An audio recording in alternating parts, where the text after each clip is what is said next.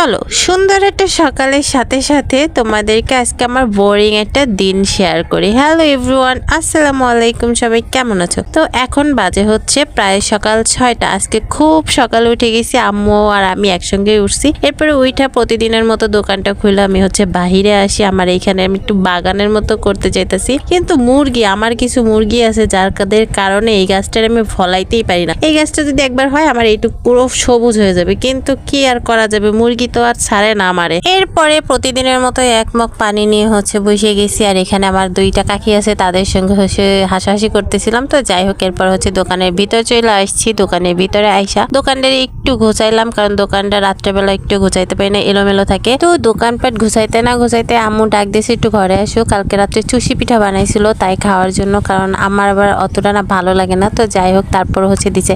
আচ্ছা, এই পিঠাকে তোমরা কি পিঠা বলো অবশ্যই কিন্তু জানাবা। আমরা কিন্তু তালের চুষি বলি। আর এইখানে কিন্তু আমি মাত্র একটা পিঠাই খাইছি, কারণ আমার মিষ্টি জিনিস একদমই ভালো লাগে না। এই পিঠাগুলো বেশিরভাগ খাবে হচ্ছে আমার ছেলে, কারণ আমার ছেলে পিঠা খুব পছন্দ করে। আর একটু পানি খাইছি। এই যে কিন্তু আমার সকালের খাবার শেষ। আর এরপর হচ্ছে আমি একটুখানি চা খাবো। চা খেলে না আমার আর সারাদিনে কিচ্ছু লাগে না, আমার যত চা দিব আমি তত চা খাবো। চার উপর আমার কোনো অনীহা নেই। আর এরপরে দেখো একটু ফাইজলামি করে না লিপস্টিক দিয়েছিলাম, আমার চোখে কাজল দিয়েছিলাম, কারণ কাজল দিতে পারি না, চোখে অ্যালার্জি হয়। আর গাঢ় লিপস্টিকে আমাকে ভালো লাগে না। দেখো লিপস্টিকটা মোছার পরে কিন্তু আমাকে একটু ভালো লাগতেছে, তাই না বলো? যাই হোক, নিজের প্রশংসা নিজেই করলাম। এরপরে হচ্ছে আম্মু ডাক দিছে যে ভাত খেয়ে যাও, আর কারণ আজকে পান্তা ভাত দিয়ে হচ্ছে ভাজা মাছ খাবো। আর সত্যি কথা বলতে পান্তা ভাত দিয়ে মাছ ভাজা কার কার ভালো লাগে জানি না, আমার কিন্তু অনেক ভালো লাগে। আর সাথে ছিল হচ্ছে ডালটা হচ্ছে কালকে রাত্রে। তো যাই হোক, এটা কিন্তু হচ্ছে চন্দনা ইলিশ যেটারে বলে, সেইটা দিয়ে আর কি মাছটা ভাজছে। আর এরকম মাছ ভাজা আমার কাছে অনেক ভালো লাগে, কিন্তু খাইতে বসলে না আমার খুব বিরক্ত লাগে। কেন জানো? মানে খাইতে বসলেই না কাস্টমার আসে। আমি